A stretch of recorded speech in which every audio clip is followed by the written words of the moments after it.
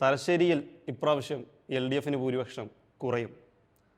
നമുക്ക് നോക്കാം 140 മണ്ഡലങ്ങളിലെയും കഴിഞ്ഞ 3 തിരഞ്ഞെടുപ്പിലെ ചരിത്രം. 2011 നോക്കിയാൽ 26,509 ഭൂരിപക്ഷത്തോടെ 66,870 വോട്ടാണ് LDF നേടിയത്. UDF 40,361, BJP 6,973.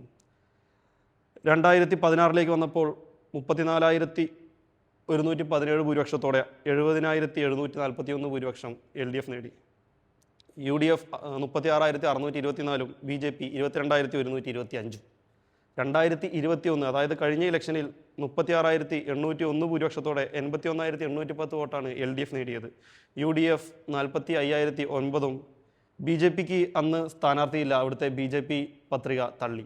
BJPക്ക് വോട്ട് ഇപ്രാവശ്യം എവിടെ നിന്നൊക്കെ പോകും എന്ന് പറയാൻ കഴിയില്ല.